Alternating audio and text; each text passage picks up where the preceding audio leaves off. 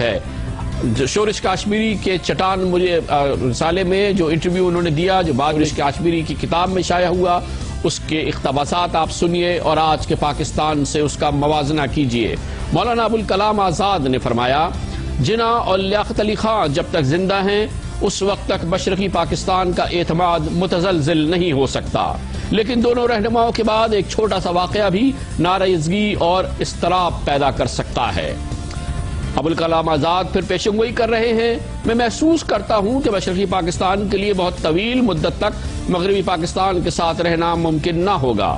دونوں خطوں میں کوئی بھی قدر مشترک نہیں سوائے اس کے کہ دونوں طرف رہنے والے اپنے آپ کو مسلمان کہتے ہیں۔ اس کی مزید تشریح ابوالکلام آزاد نے اپریل 46 میں کی۔ حقیقت یہ ہے کہ دنیا میں کہیں بھی مسلمان پائیدار سیاسی اتحاد پیدا ہی نہیں کر پائے۔ عرب دنیا کی مثال ہمارے سامنے ہے۔ جناب آزاد پھر کہتے ہیں، مشرقی پاکستان کی زبان، رواج اور رہن سہن مغربی پاکستان کی اقدار سے مکمل طور پر مختلف ہیں۔ انہوں نے آگے چل کے اسی انٹرویو میں کہا، پاکستان کے قیام کی گرم جوشی ٹھنڈی پڑتے ہی اختلافات سامنے آنے شروع ہو جائیں گے، جو جلد ہی اپنی بات منوانے کی حد تک پہنچ جائیں گے۔ عالمی قوتوں کے مفادات کی جنگ میں یہ اختلافات شدت اختیار کریں گے اور پاکستان کے دونوں حصے الگ ہو جائیں گے۔ یاد رہے، مولانا ابوالکلام آزاد یہ بات اپریل 1946 میں کہہ رہے ہیں۔ وہ پھر فرماتے ہیں، مشرقی پاکستان کی علیحدگی کے بعد مغربی پاکستان خطے میں موجود تضادات اور اختلافات کا میدان جنگ بن جائے گا۔ پنجاب، سندھ، سرحد اور بلوچستان کا قومیائی تشخص بیرونی مداخلت کے دروازے کھول دے گا۔ وہ وقت دور نہیں ہوگا جب عالمی قوتیں پاکستان کی سیاسی قیادت میں موجود مختلف عناصر کو استعمال کر کے اس کے حصے بکرے کر دیں گے، جیسا کہ بالکان اور عرب ریاستوں کے ساتھ کیا گیا تھا۔ اس وقت ہو سکتا ہے کہ ہم اپنے آپ سے یہ سوال کریں گے کہ ہم نے کیا کھویا اور کیا پایا۔ مولانا ابوالکلام آزاد کہتے ہیں، اصل معاملہ یقینی طور پر مذہب کا نہیں بلکہ معاشی ترقی کا ہے۔ مسلمان کاروباری قیادت کو اپنی صلاحیت اور ہمت پر شکوک و شبہات ہیں۔ مسلمان کاروباری حضرات کو سرکاری سرپرستی اور مہربانیوں کی اتنی عادت پڑ چکی ہے کہ وہ نئی آزادی اور خود مختاری سے خوف زدہ ہیں۔ وہ دو قومی نظریے کی آڑ میں اپنے خوف کو چھپاتے ہیں اور ایسی مسلمان ریاست چاہتے ہیں جہاں وہ بغیر کسی مقابلے معیشت پر اپنی جارحداری قائم کر سکیں۔ یہ دیکھنا انتہائی دلچسپ ہوگا کہ وہ کب تک اس فریب کاری کو زندہ رکھ سکتے ہیں۔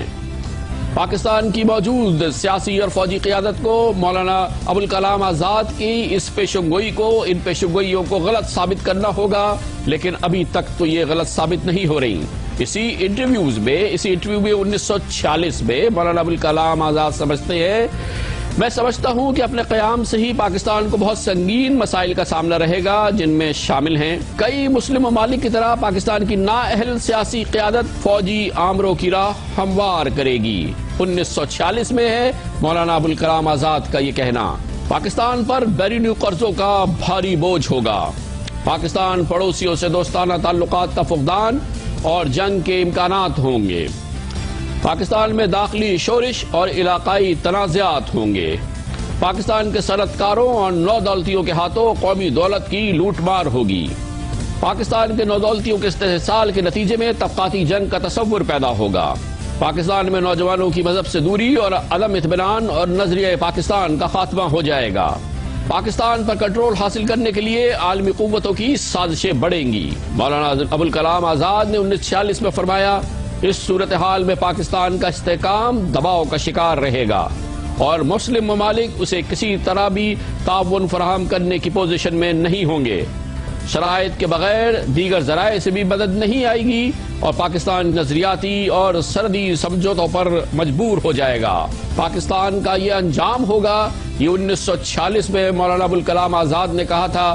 اس وقت عمومی